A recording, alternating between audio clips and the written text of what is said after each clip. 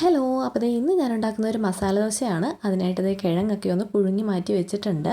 പിന്നീട് എണ്ണ ഒഴിച്ച് അതിലേക്ക് ഒരു സവാള അരിഞ്ഞതും ഒരു കഷ്ണം ഇഞ്ചി അരിഞ്ഞതും 2 പച്ചമുളക് അരിഞ്ഞതും കൂടെ ചേർത്ത് കുറച്ച് ഉപ്പും കൂടെ ഇട്ടിട്ട് ഒന്ന് വഴറ്റിയെടുക്കാം. അത് വഴന്ന് വന്നു കഴിയുമ്പോൾ ഒരു 1/2 ടീസ്പൂൺ മഞ്ഞൾപ്പൊടി, ഗരം മസാലപ്പൊടി ഇത്രയും ചേർത്തിട്ട് നന്നായിട്ടൊന്ന് മൂപ്പിച്ചെടുക്കുക. പിന്നീട് നമ്മൾ പുഴുങ്ങി വെച്ചേക്കുന്ന കിഴങ്ങും കൂടെ ചേർത്ത് ഒന്ന് ഇളക്കിയെടുക്കാം. അതിലേക്ക് മല്ലിയിലയും കറിവേപ്പിലയും കൂടെ ആഡ് ചെയ്യുന്നുണ്ട്. അപ്പോൾ അത് ആദ്യം ചേർത്ത് കഴിഞ്ഞപ്പോൾ നമ്മുടെ ഫില്ലിങ് റെഡി ആയിട്ടുണ്ട്. ഇനി ദോശയാണ് ഉണ്ടാക്കുന്നത്. അപ്പോൾ പാനൊക്കെ ചൂടായി വന്നു. അപ്പോൾ അതിലേക്ക് ദോശമാവ് ഒഴിച്ച് നന്നായിട്ടൊന്ന് പരത്തിയെടുക്കണം. പിന്നീട് ആ ദോശ ഒന്ന് മൊരിഞ്ഞ് വരാനായിട്ട് കുറച്ച് എണ്ണയും കൂടെ തൂവി കൊടുക്കാം.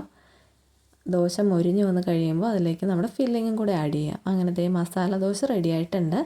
ഇനി അതിൻ്റെ കൂടെ കഴിക്കാനൊരു ചമ്മന്തി ഉണ്ടാക്കാം. അപ്പോൾ മിക്സിയുടെ ജാറിലേക്ക് തേങ്ങ ചിരകിയത്, പിന്നെ കടലപ്പരിപ്പാണ് ചേർക്കുന്നത്, 2 പച്ചമുളക്, 2 കഷ്ണം ഉള്ളി, 1 കഷ്ണം ഇഞ്ചി, 2-3 വെളുത്തുള്ളി എല്ലാം കൂടെ ചേർക്കാം. പിന്നെ മല്ലിയിലയും പുതിനയിലയും ഉണ്ടെങ്കിൽ അത് കുറച്ച് ചേർക്കാം.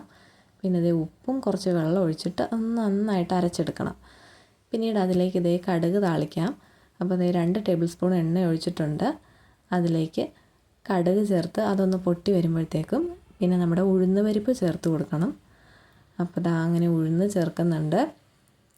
പിന്നെ നമ്മുടെ വറ്റൽമുളകും ചേർത്ത് കഴിയുമ്പോഴത്തേക്കും കുറച്ച് കറിവേപ്പിലയും കൂടെ ചേർക്കാം.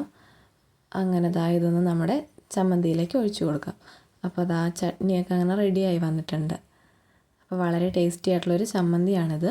അപ്പോൾ മസാല ദോശയും റെഡിയായി, ചമ്മന്തിയും റെഡി ആയിട്ടുണ്ട്.